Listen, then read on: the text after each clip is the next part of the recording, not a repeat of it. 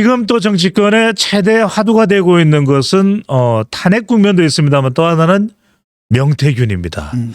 정말 이름이 참 이게 쉽게 또 잊혀지지 않는 이름이에요. 명태균.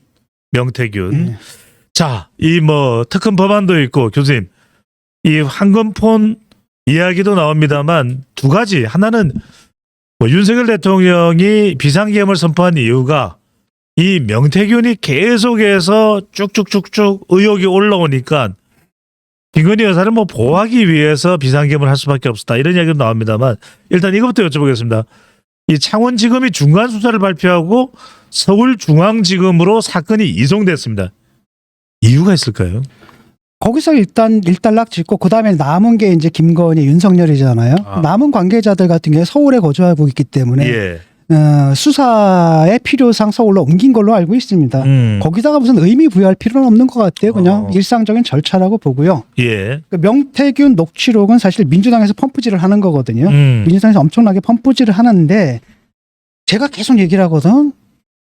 이거 보면은 뻥카야 대부분. 뻥카다. 그러니까 별로 소리만 요란하지 예. 별로 나오는 게 없어요. 계속. 그러니까 이게 이제 민주당에서 이걸 왜 펌프질을 하냐면 이걸 펌프질할 경우에는 그러니까 대선에서 이제 잠재적인 경쟁자가 될 수 있는 사람들을 제거할 수가 있거든요. 첫 번째가 이제 오세훈, 그다음에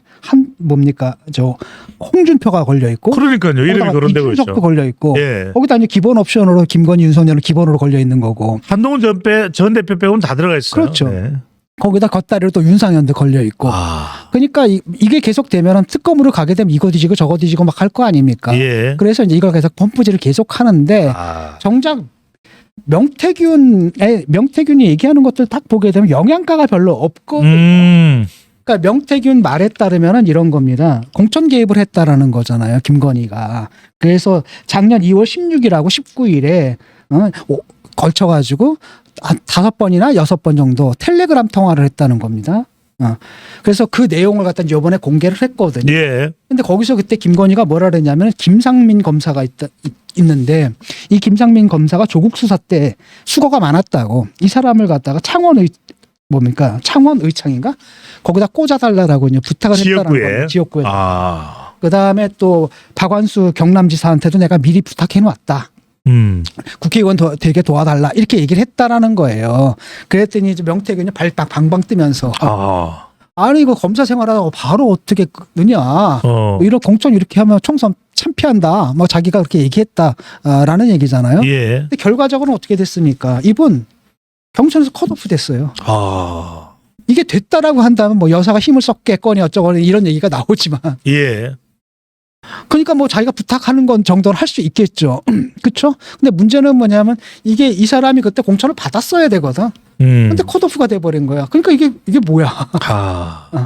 그잖아요. 그다음에 이 정도 전화 누구나 다 하지 않나요? 그 몰래 다 앉아가지고 다 돌리는 거지. 요번에 누구 좀 밀어줘. 요거는 누구 좀 밀어줘. 이런 것들은 서로 하거든. 예. 근데 문제가 되는 건 뭐냐면 그게 영분이라는 지위를 이용해서 공적 절차를 왜곡시킬 때 문제가 되는 거잖아요. 근데 문제는 뭐냐면 딱 보니까 공적 절차는 기능했다라는 거예요. 영부인이 사람들한테 뭐라고 말하고 다니든 간에 결과적으로는 영부인이 꽂으려고 했던 사람이 컷오프 됐거든. 그럼 안 먹힌 거란 말이죠. 그러니까 이건 실체가 없는 거야. 이런 걸 뭐하러 폭로하는지 모르겠어요. 그다음에 이제 두 번째가 재미있는 부분이 있는데 그렇다 그래가지고 뭐 명태균이 거짓말하는 것 같지는 않거든요. 근데 명태균이 하는 말 다 맞을 겁니다. 근데 딱 보면은 엄청나게 뻥하고 광고 과대포장을 해가지고 질소과자처럼 꽝 했는데 딱 열어보면 얼마 없는 것처럼 영양가가 없는 것처럼 사실은 그게 문제라는 거죠. 근데 이 사람이 거짓말한 것 같지는 않아요. 보면은 뭐라 그랬냐면 이철규 윤한홍으로부터 보수 정권 역사 이래 가장 많은 의석을 얻을 거라고 들었다. 김건희가 이렇게 얘기했다라는 거 아니에요. 생각해봐요. 이거 맞는 얘기인 것 같거든. 왜냐하면은 지난 총선에서 김건희는 자기가 대승할 거라고 믿은 거야. 그랬더니 자기가 벙벙 뜨면서 뭐라 그러냐. 아니다. 110석 넘기 힘들 거다. 정확하게 108석 나왔잖아요. 예. 아마 그것도 거짓말 했을 것 같지는 않거든. 왜냐하면 대부분 다 그렇게 우리가 판단했잖아. 대부분의 상식적인 사람들이 110석 아래로 얻을 거다라고 판단을 했거든. 그랬는데 재밌는 건 뭐냐, 요 인식이라는 겁니다. 이철규라는 사람 하잖아요. 예. 근데 윤한용 대표적인 뭐예요? 친윤들이잖아요. 이런 사람들이 귀를 막아버린 거야. 대승할 거라고 역사적으로 그냥 압도적으로 대승할 거라고 얘기한 겁니다. 근데 결과를 딱 보니까 참패했네? 아. 그럼 뭐가 잘못된 거지? 내가 잘못했다고 생각을 안 해. 그럼 어디로 가는 거야? 부정선거. 이렇게 가는 거란 말이죠. 이렇게 예. 여기서 보이는 거예요. 지금.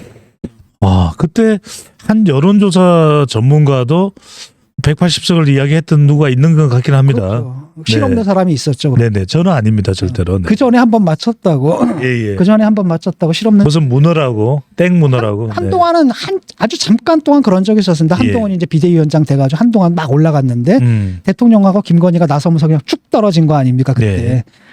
그러니까 그 직전까지만 해도 괜찮을 것 같다라는 분위기가 그럼요. 잠깐 한 2주 정도 있었어요. 누가 나와서 140석, 150석 그렇죠. 이야기했다가 조용히 하라고 오히려 입단속 이야기도 자제시키고 들었고요. 그랬던 네. 국면이 잠깐 있었지만 그 이후로는 이거는 뭐 뻔한 거니까 참패라고 네. 했는데 이게 이제 인지 부조화에 빠지거든. 이건 난 그렇게 믿었어. 믿었어. 근데 현실을 딱 보니까 108석이네. 차이가 발생하잖아요. 그러면 이거에 따라서 자기 믿음을 교정해야 되는데 예. 믿음에 따라서 현실을 교정하려고 그래. 그러니까 결국 뭐니까 부정선거야.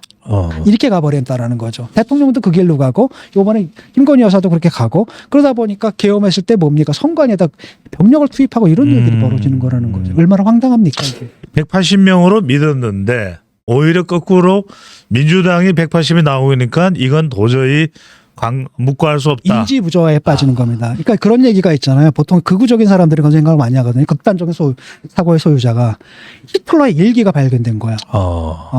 일기가 발견된 겁니다. 그러니까 막 극우파들이 난리가 났죠. 와, 총통의 일기가 발견됐다. 근데 나중에 딱 점사를 해보니까 이 일기에 쓰인 종이가 1950년대에 생산된 종이야. 그리고 정상적인 사람들은 뭐라고 생각합니까? 그거 위조되다. 그 위조된 일기다라고 생각할 거 아닙니까? 2차 대전 때 끄실 수가 없네요. 그러니까 히틀러는 1945년에 죽었는데 예. 어떻게 일기가 1950년대에 쓰여질 수 있어? 그럼 상식적인 사람은 저 위조다라고 판단하잖아요. 근데 그 사람들은 거꾸로 갑니다. 그렇다면 총통은 아직도 살아계시다. 살아있다. 이렇게 가는 거야. 아르헨티나에. 이런 식으로 간단 말이에요. 예. 그러니까 지금 이게 이제 그 인지 부조화에 빠진 사람들이 살아가는 방식이거든요. 교수님 하여튼 그 말씀하신 인지 부조화도 그렇지만 민주당에서는 지금 박주민 의원도 면회를 갔다 왔습니다. 명태균을. 예. 또 여러 명태균을 만나거나 또는 명태균과 관련 있는 누굽니까? 강혜경 씨는 또 민주당에서 수시로 접촉을 하고요. 그런데 정작 민주당이 뻥하고 못 꺼내놓는 없어요. 것은 뻥한 것 같아요. 나 나오는 게 없잖아 지금. 그러니까 요번에도 꺼뜨린 게 그 뭡니까 오세훈하고 또 뭡니까 김씨 후원자 김씨하고 예. 자기가 3자 대면했다 그랬거든. 근데 그것도 진술뿐이에요. 그러니까 김씨라는 사람은 요번에 딱 튀어나와가지고 뭐냐면 3자 대면한 적이 없대요. 그다음에 이제 오세훈 시장도 뭐라고 얘기했냐면 내가 그럼 여론조사를 받다 결과를 받아봤다면 열 몇 차례에 걸쳐서 받아봤다면 당신들이 누구한테 그 여론조사 결과를 전달했는지를 그 사람을 지목을 해달라라고 하는데 그걸 못 하고 있거든. 예. 그렇잖아요. 아니 그러면은 누구한테 전달했는지 알 수 있잖아. 13차례 전달했으면 누굴 통해서 줬다. 그렇죠. 그 사람 누구한테 줬느냐라고 할 때 대답을 못 하고 있다고. 그럼 이건 뭐야? 그건 좀 이상하다라는 거죠. 예.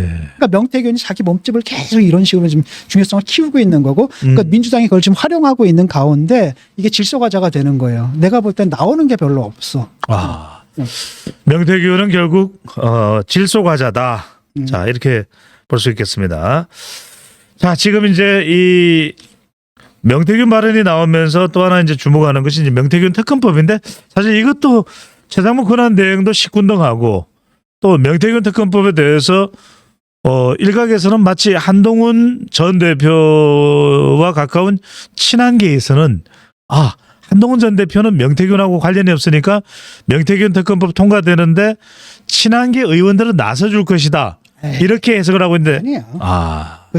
그런 식으로 정략적으로 움직이거나 그러지 않거든요. 예. 친한계가. 일단은 명태균 특검은 일단 명분이 없어요. 검찰이 수사하고 있잖아요. 그러면 되는 거지. 거기서 뭐 특별하게 나온 게 있습니까? 없는 거고. 그 이유라는 게 결국 왜 김건희 수사 안 했느냐, 아니 왜 윤석열 수사 안 했느냐. 서울지검에 올라오면 이제 그때부터 수사가 되겠죠. 그다음에 문제는 뭐냐면 이 사람들이 개입했다는 걸 딱 보게 되면은 없어. 이게 결국은 못 꽂았다는 얘기잖아요.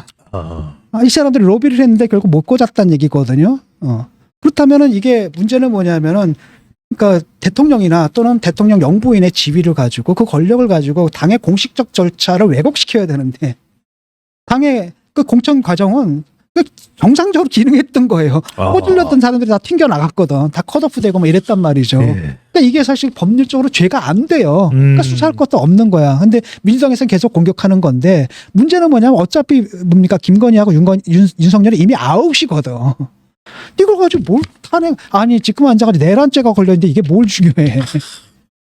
지금 탄핵이 걸려있는데 이게 뭘 중요해. 지금 어찌 보면은 명태균 한건폰에 민주당이 놀아나고 있다 이렇게도 볼 수 있겠는. 그러니까 민주당에서는 이걸 갖다 이용해 먹겠다라는 겁니다. 특검을 하면은 이제 다 걸려 있잖아요. 예. 일단 기본 옵션으로 윤석열, 김건희는 걸려 있는 거고, 그 다음에 오세훈, 홍준표. 그러니까 사실이든 아니든 공격할 수가 있다라는 거야. 거기 이준석까지 걸려 있고, 윤상현도 걸쳐 있고. 예. 그러니까 파상 공세를 펼 수 있다. 그런 계기를 만들겠다. 그래서 정략적인 이유에서 지금 특검을 하자는 건데, 이건 누가 받을 수가 없는 겁니다. 일단은 통과는 될 겁니다. 다수 의석이니까.